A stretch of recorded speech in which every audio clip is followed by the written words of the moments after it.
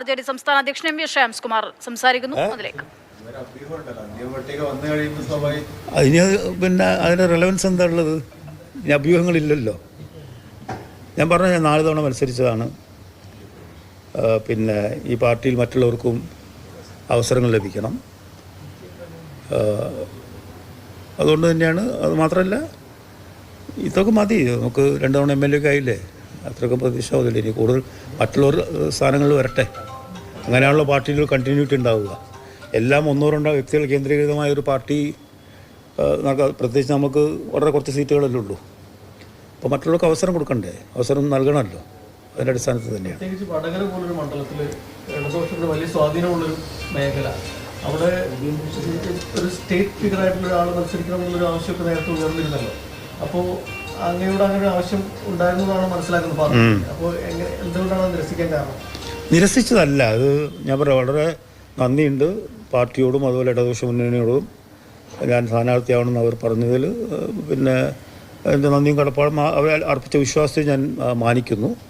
പക്ഷെ ഞാൻ പറഞ്ഞതുപോലെ ഒരു പാർട്ടി നിലയ്ക്ക് നമുക്ക് ലഭിക്കുന്ന പരിമിതമായ പിന്നെ സീറ്റുകളിൽ മറ്റുള്ളവർക്ക് അവസരം കൊടുക്കുക എന്നുള്ളതാണ് ഒരു പാർട്ടി അധ്യക്ഷ നിലയ്ക്ക് ഞാൻ ചെയ്യേണ്ട കടമ. കാരണം അവിടെ ഇപ്പോൾ നിൽക്കുന്ന സ്ഥാനാർത്ഥി സംസ്ഥാന ഭാരവാഹിയായിരുന്നു, അവിടെ പഞ്ചായത്ത് പ്രസിഡൻ്റായിരുന്നു, പല നിലകളിലും പ്രവർത്തിച്ചിട്ടുണ്ട്. അപ്പോൾ അവർക്കും ഒരു അവസരം വേണ്ടേ? അത് ഞാൻ പറഞ്ഞില്ല, ഞാൻ ഒരിക്കൽ കൂടി എൻ്റെ കടപ്പാട് അറിയിക്കുകയാണ്. കാരണം പാർട്ടിയിലും ഇന്നലെ ആവശ്യം വളരെ ശക്തമായിരുന്നു. എല്ലാ മേഖലയിൽ നിന്നും, കമ്മിറ്റികളിൽ നിന്നും, അതുപോലത്തെ ഇടതുപക്ഷ ജനാധിപത്യ മുന്നണിയിലും ആ രീതിയിൽ പിന്നെ മത്സരിക്കണം എന്നുള്ള ഒരു നിർദ്ദേശം അവർ വെച്ചിരുന്നു. അതിനോടുള്ള നന്ദിയും കടപ്പാട് ഞാൻ ഒരിക്കൽ കൂടി അറിയിക്കുകയാണ്. ഇത് ഈ മത്സരിക്കുക എന്ന് പറയുന്ന അവരുടെ അഭ്യർത്ഥനയെ നിരസിക്കലല്ല, മറിച്ച് എൻ്റെ പാർട്ടിയിലെ യാഥാർത്ഥ്യം ഉൾക്കൊണ്ട് മറ്റുള്ളവർക്ക് അവസരം ഉണ്ടാക്കി കൊടുക്കുക എന്ന ലക്ഷ്യത്തോടു കൂടിയിട്ടാണ്. 5 സീറ്റുകൾ അർഹതയുണ്ട്, 5 സീറ്റുകൾ ചോദിക്കണം. അങ്ങനെ ചോദിക്കാൻ വേണ്ടി സ്റ്റേറ്റ് കമ്മിറ്റി അത് ആലോചിക്കണമെന്നൊക്കെയുള്ള അഭിപ്രായങ്ങളൊക്കെ ചില അതൊക്കെ നിങ്ങൾ ചോദിച്ചതാണല്ലോ. പിന്നെ അതിലേക്ക് എന്തിനാണ് കിടക്കുന്നത്? അത് പൊട്ടിത്തെറിയല്ലോ. ഒരാളെ പൊട്ടിത്തെറിച്ചാൽ പാർട്ടി പൊട്ടിത്തെറിക്കൊന്നുമില്ല. അദ്ദേഹത്തെ പിന്നെ പാർട്ടി ഭാരവാഹിത്വത്തിൽ നിന്ന് മാറ്റിയിരിക്കുന്നു. ഈ പറഞ്ഞ ആളെ മലപ്പുറം ജില്ലയിലെ സഭാപതി പറ്റി അദ്ദേഹം പാർട്ടി ജനറൽ സെക്രട്ടറിയാണ്. ആ സ്ഥാനത്ത് നിന്ന് അദ്ദേഹത്തെ നോമിനേറ്റഡ് പ്രസിഡന്റ് നിലയ്ക്ക് ഞാൻ ആ സ്ഥാനത്ത് നിന്ന് അദ്ദേഹത്തെ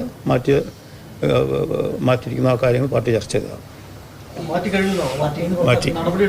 മാറ്റി അത് ഭാരവാഹിത്വത്തിൽ നിന്ന് മാറ്റി.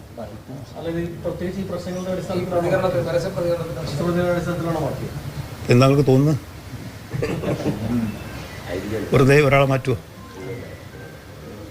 അല്ല, മറ്റൊന്ന് കൊടുവള്ളിയില് സലീം മടവൂര് പാർട്ടിയുടെ ഭാഗമായിട്ടുള്ള ആൾ തന്നെയാണ് സ്വതന്ത്രമായി വന്നേക്കുന്നുള്ള വിവരങ്ങൾ വരുന്നു. അതായത് അത് ഞങ്ങളെയും കൂടി അങ്ങനെ വരികയാണ്. ഞങ്ങളും കൂടി കൺസെൻറ്റ് കൂടിയിട്ടാണ് വരിക.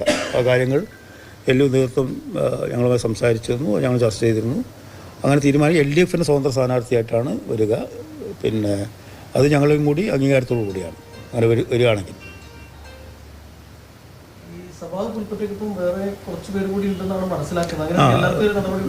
അതുണ്ടെങ്കിലല്ലേ വേണ്ടൂ. ഉണ്ടെങ്കിലല്ലേ വേണ്ടൂ. 1-2 പേരുണ്ടാവുമെന്ന് എനിക്കറിയില്ല. പക്ഷേ സംസ്ഥാന തലത്തിൽ ഒരു ജില്ല, പിന്നെ മലപ്പുറം ജില്ല എനിക്കറിയില്ല. ബാക്കി ഒറ്റ ജില്ലയും ഒരു സ്ഥലത്തും അങ്ങനെ യാതൊരു സംഗതിയുമില്ല. അതല്ല, അങ്ങനെയല്ല. അതായത് പാർട്ടി അഭിപ്രായം പറയേണ്ടത് പാർട്ടി കമ്മിറ്റികളിലാണ്, അഭിപ്രായം പറയേണ്ടത് LDFലാണ്. ആ അഭിപ്രായങ്ങൾ പുറത്തു പറയേണ്ടതല്ല. അത് കൃത്യമായിട്ടുള്ള LDFൽ പറയേണ്ട കാര്യം ഞങ്ങൾ പറഞ്ഞിട്ടുണ്ട്. നിങ്ങളോട് പറയേണ്ട കാര്യങ്ങൾ നിങ്ങളോട് പറഞ്ഞിട്ടുമുണ്ട്. ഇതിന് മുമ്പ് ഞങ്ങൾക്ക് പല കാര്യങ്ങളും പറഞ്ഞിട്ടുണ്ട്. കഴിഞ്ഞ സംസ്ഥാന കമ്മിറ്റി കേസുകളോട് പറയേണ്ട കാര്യങ്ങൾ പറഞ്ഞിട്ടുണ്ട്. അപ്പോൾ അതെന്താ പറയേണ്ടതെന്നുള്ള പാർട്ടിക്ക് കൃത്യമായ ഒരു പിന്നെ ധാരണ ഉണ്ട്. അത് പ്രകാരം പറയാൻ പാടുള്ളൂ.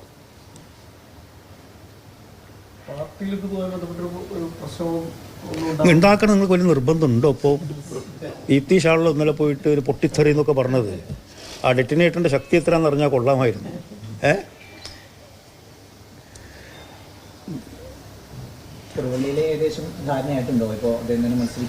അല്ല, അങ്ങനെ ചർച്ച നടത്തിയിട്ടുണ്ട്. അത് ഞങ്ങളോട് ചർച്ച ഞങ്ങളോടും കൺസെൻറ്റ് കൂടിയിട്ടാണ്. തീരുമാനം LDF മൊത്തത്തിൽ എടുക്കേണ്ടതാണ്, ഞങ്ങളടക്കം എടുക്കേണ്ടതാണ്. അതിലേക്ക് എത്തുകയാണെങ്കിൽ നല്ലത്. അതല്ല, ഞങ്ങളെ പാർട്ടിയിൽ മത്സരിക്കാൻ കൊള്ളുന്ന ആൾക്കാരുണ്ടെന്ന് മനസ്സിലായല്ലോ അല്ലേ? അതെങ്കിലും നിങ്ങൾക്ക് പോസിറ്റീവായിട്ട് പറഞ്ഞുകൂടെ? അവരുടെ ഒരു സീറ്റ് ഇപ്പോൾ കുറച്ചില്ല. മറ്റൊരു സോഷ്യലിസ്റ്റ് പാർട്ടി അതിനെക്കുറിച്ച് ഞാൻ അഭിപ്രായം പറയുന്നില്ല. അത് ഈക്വലാക്കാൻ വേണ്ടിയാണോ എന്നൊരു സംശയം. എനിക്കറിയില്ല. ചർച്ച നടത്തിയിരുന്നു ഈ അല്ല, ഞാനത് പിന്നെ ഒരു 1.5 മാസം മുമ്പ് നിങ്ങൾ മനോരമയുടെ ലേഖനം വിളിച്ചപ്പോൾ ഞാൻ പറഞ്ഞു നിങ്ങൾക്ക് കുറേ സീറ്റ് വന്നിട്ടുണ്ട്. എനിക്ക് മത്സരിക്കാൻ വേങ്ങരയാണ്, പിന്നെ അതുപോലെ പറവൂർ, പിന്നെ നമ്മൾ എന്താ പറയുക രമേശ് ചെന്നിത്തലയുടെ സീറ്റ്, അങ്ങനെ 10-20 സീറ്റ് UDF ഞങ്ങൾക്ക് തന്നിട്ടുണ്ടെന്ന് ഞാൻ പറഞ്ഞിട്ടുണ്ടായിരുന്നു. ആ ചർച്ച നടത്തിയിട്ടുണ്ട്. 20 സീറ്റും ഈ പറയുന്ന മലപ്പുറം, വേങ്ങര മുതലായ ഷുറായി ജയിക്കുന്ന സീറ്റുകൾ ഞങ്ങൾക്ക് തരികയാണെങ്കിൽ UDF പോകുമെന്ന് പറഞ്ഞിട്ടുണ്ട്. മനസ്സിലായോ? പറവൂർ, അതുപോലെ ഹരിപ്പാട്, അങ്ങനത്തെ മണ്ഡലങ്ങൾ ഞങ്ങൾ ചോദിച്ചിട്ടുള്ളൂ.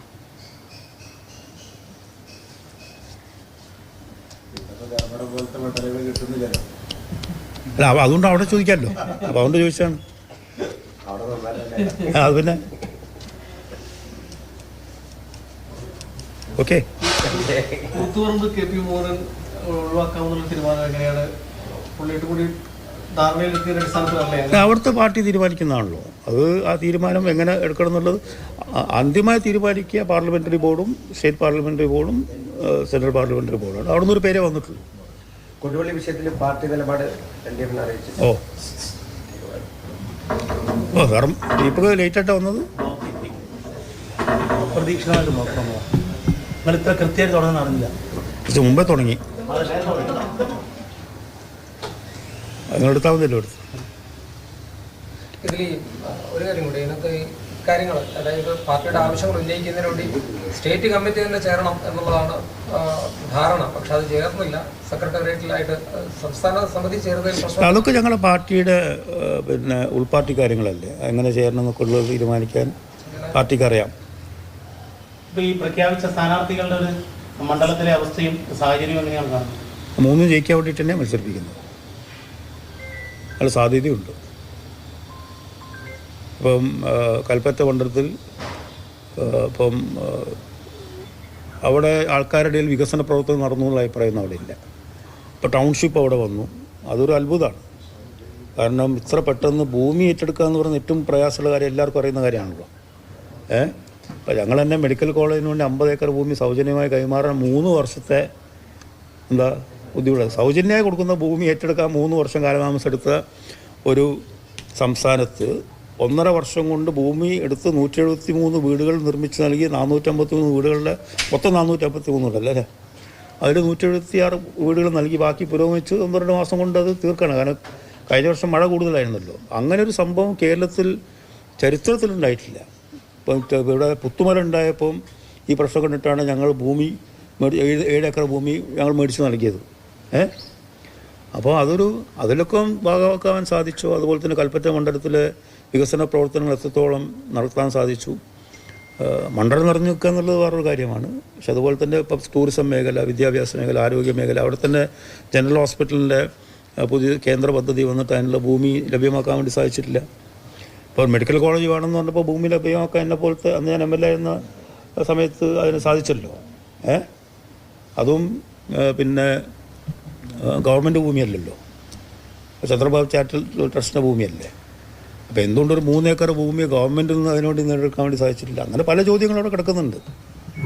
വടകരയിൽ അതുപോലെ തന്നെ ഇങ്ങനെ തുടങ്ങി.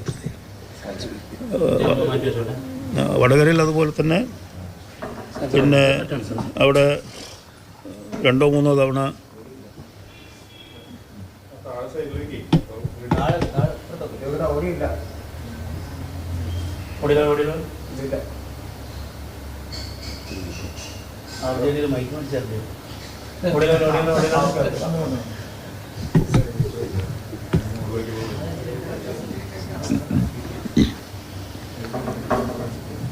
ഇപ്പോൾ അവിടെ കഴിഞ്ഞ 2 തവണ മത്സരിച്ച് മനയച്ചന്ദ്രനാണ്.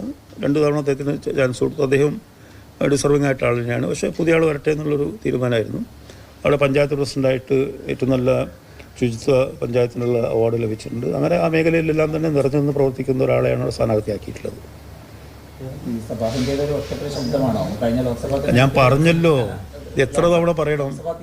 സീറ്റ് ചോദിച്ചു, അത് കിട്ടിയില്ല. ഇതിനകത്ത് ഇതൊക്കെ പറഞ്ഞു കഴിഞ്ഞ കാര്യങ്ങൾ എന്തിനെ RJDയുടെ സ്ഥാനാർത്ഥികളെ പ്രഖ്യാപിച്ചിരിക്കുകയാണ്. ഇത്തവണ കൂടുതൽ സീറ്റുകൾ ആവശ്യപ്പെട്ടിരുന്നു ഇടതു മുന്നണിയോട്. 3 സീറ്റിൽ തന്നെയാണ് RJD മത്സരിക്കുന്നത്. വടകര, കൽപ്പറ്റ, കൂത്തുപറമ്പ് സീറ്റുകളിലാണ് RJD ഇത്തവണ മത്സരിക്കുന്നത്. വടകരയിൽ MK ഭാസ്കരൻ, കൽപ്പറ്റയിൽ PK അനിൽകുമാർ, കൂത്തുപറമ്പ് PK പ്രവീൺ എന്നിവരാണ് RJDയുടെ സ്ഥാനാർത്ഥികൾ. ഏകകണ്ഠമായിട്ടുള്ള തീരുമാനമാണ് സ്വീകരിച്ചതെന്ന് MP ശ്രേംസ് കുമാർ വ്യക്തമാക്കിയിരിക്കുന്നു. ഒപ്പം തന്നെ മറ്റൊരു ചോദ്യം, മുന്നണി വിടുമോ എന്നുള്ള ഒരു ചോദ്യമാണ്.